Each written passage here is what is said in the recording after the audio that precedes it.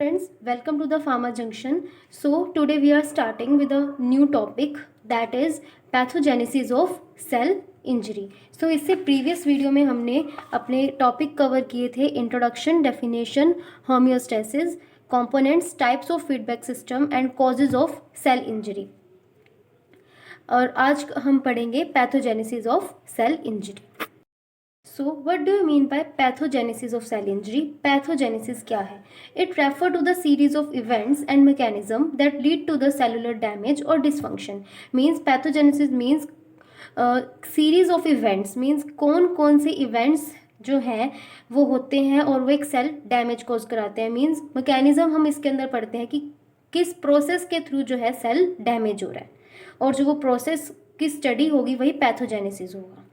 And cell injury or the cell damage is defined as the functional and the morphological effects of variety of stresses on the cell from the various etiological agents. Cell injury means cell damage. मतलब जब एक cell के ऊपर कोई भी stress आता है, कोई भी स्टिमुलाई आती है, तो उसकी मॉर्फोलॉजी और उसके फंक्शन चेंज होते हैं वेरियस इटियोलॉजिकल एजेंट्स की वजह से। That will lead to the cell injury. Means जब भी कोई स्ट्रेस आता है, कोई स्टिमुलाई आती है सेल के पास, तो सेल में मॉर्फोलॉजिकल एंड फंक्शनल चेंजेस होते हैं। मीन्स उसका डैमेज होना शुरू हो जाता है। अब जब भी सेल का डैमेज होगा तो उस सेल के कंपोनेंट्स के ऊपर इफेक्ट आएगा। लाइक उसके माइटोकॉन्ड्रियल डैमेज हो सकता है, राइबोसोमल डैमेज हो सकता है, सेल मेम्ब्रेन डैमेज हो सकता है एंड न्यूक्लियर डैमेज हो सकता है, जिसको हम आगे पढ़ेंगे। Next, site of damage in the cell injury. अब जब भी सेल के पास कोई भी एक्सपोज होता है वो किसी स्टिमुलस से या फिर किसी स्ट्रेस से, तो अब कौन कौन सी साइट है जो डैमेज हो सकती है, ठीक है, ड्यूरिंग द सेल इंजरी। तो जब कोई स्टिमुलस आएगी तो वो डैमेज कोज कर सकती है। मीन्स वो एटीपी की प्रोडक्शन को कम कर सकती है, वो मेम्ब्रेन डैमेज कर देगी, cytoskeletal damage and DNA damage. अब इसमें क्या होगा, जब मेम्ब्रेन डैमेज होगी, मींस माइटोकॉन्ड्रियल मेम्ब्रेन डैमेज हो सकती है, प्लाज्मा मेम्ब्रेन डैमेज हो सकता है, लाइजोसोम्स की मेम्ब्रेन डैमेज हो सकती है।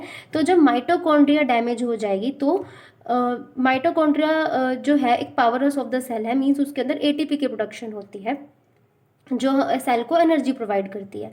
सो माइटोकॉन्ड्रिया जब की मेम्ब्रेन जब डैमेज होगी, मतलब उसके बाद एटीपी की प्रोडक्शन भी कम हो जाएगी, जिससे मल्टीपल सेलुलर एबनॉर्मेलिटीज आ सकती हैं and it will lead to the necrosis means cell death.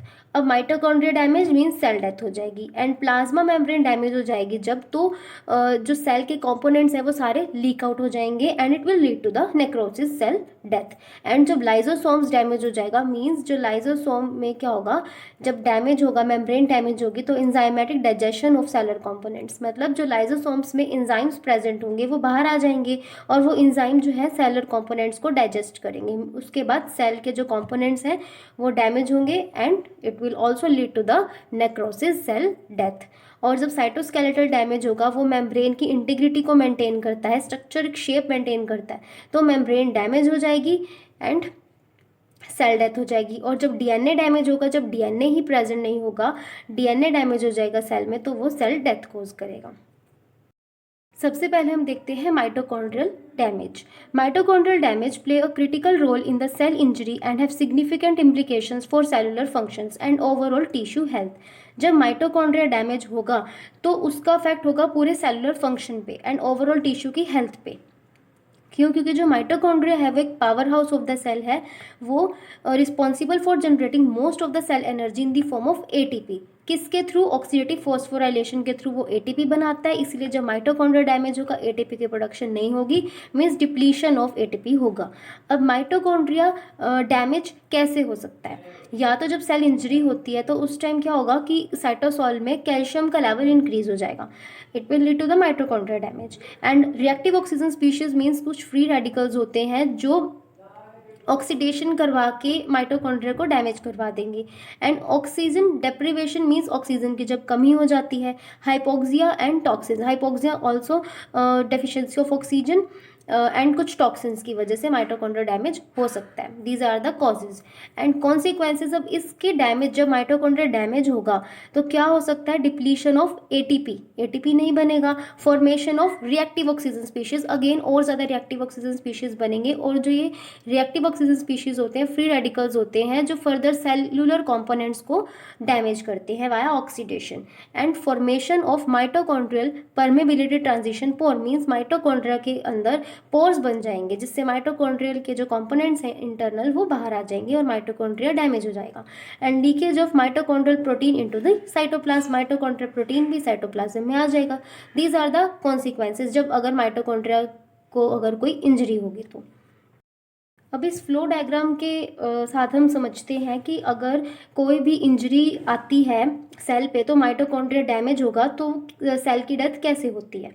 Means जब ऑक्सीजन सप्लाई कम हो जाएगी, हाइपोक्सिया हो जाएगा, कोई टॉक्सिन आएंगे, कोई रेडिएशंस आएंगी तो वो माइटोकॉन्ड्रिया के ऊपर इफेक्ट डालेंगी और माइटोकॉन्ड्रिया डैमेज हो जाएगा एंड डिसफंक्शन हो जाएगा।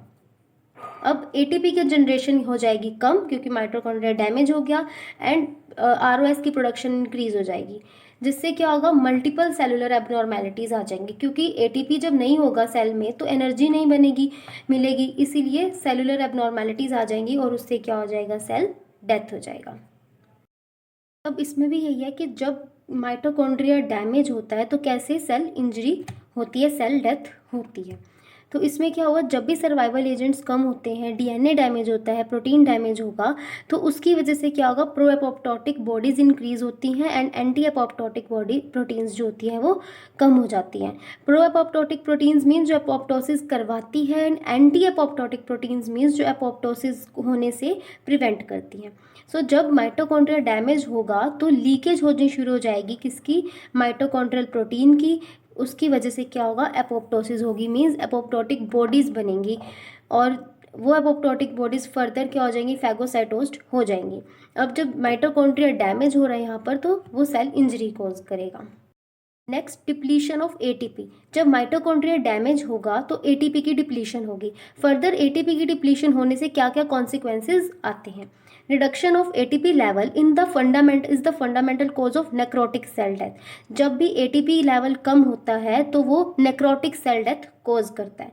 एटीपी डिप्लीशन जब होगा या फिर एटीपी की सिंथेसिस जब कम होगी, जब माइटोकॉन्ड्रिया डैमेज होगा तो एटीपी डिप्लीशन होगी, उसकी सिंथेसिस कम हो जाएगी तो वो क्या कॉज कर, are frequently associated with the both hypoxic and the chemical injury. और जो एटीपी की सिंथेसिस कम हो रही है, एटीपी डिप्लीट हो रहा है, मीन्स जब माइटोकॉन्ड्रिया डैमेज हो रहा है वो किस वजह से हो रहा है, हाइपोक्सिया की वजह से और किसी टॉक्सिन्स की वजह से। हाइपोक्सिया मीन्स जब ऑक्सीजन नहीं मिल रही है किसको, सेल को।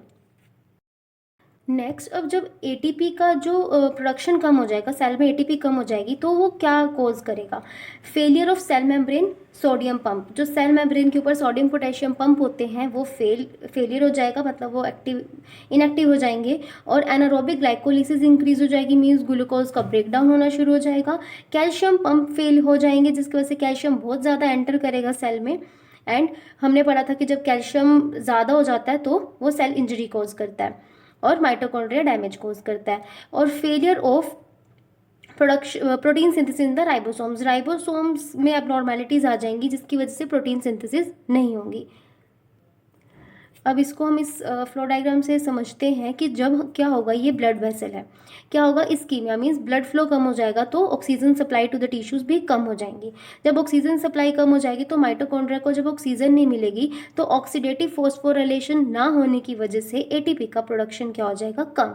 अब एटीपी का जब डिप्लीशन होगा तो वो क्या कोज करेगा, सबसे पहले जो सेल मेम्ब्रेन में प्रेजेंट सोडियम पोटेशियम पंप है वो इनएक्टिवेट हो जाएंगे।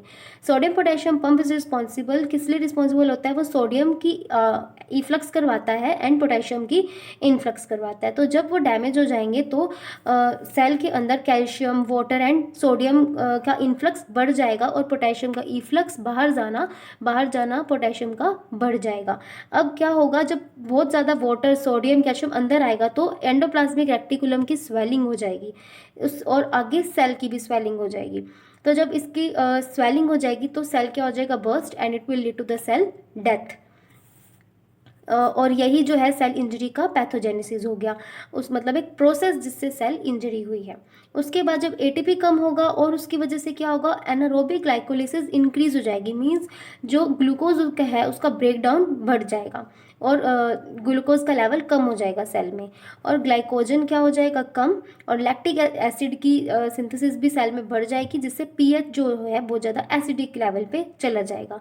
और न्यूक्लियर क्रोमैटिन की, न्यूक्लियस में जो क्रोमैटिन है उसकी जो क्लम्पिंग है वो होनी शुरू हो जाएगी, मीन्स जो क्रोमैटिन है उसका ऑर्गेनाइजेशन में, उसकी डिस्ट्रीब्यूशन में एबनॉर्मेलिटीज़ आ जाएंगी, जिसकी वजह से क्या हो गया, न्यूक्लियस का डैमेज हो गया। तो जब न्यूक्लियस का डैमेज हो गया तो it will lead to the cell death, क्योंकि जब न्यूक्लियस नहीं होगा तो सेल बिल्कुल भी काम नहीं कर पाएगा। उसके बाद और एटीपी से क्या हो सकता है, एटीपी की डिप्लीशन से राइबोसोम्स की डिटैचमेंट हो जाती है, राइबोसोम डिटैच हो जाता है एंडोप्लाज्मिक रेक्टिकुलम से, जिससे क्या होता है, ribosome is responsible for protein synthesis, so protein की सिंथेसिस नहीं होगी, और जब प्रोटीन की सिंथेसिस नहीं होगी तो सेल की डेथ हो जाएगी।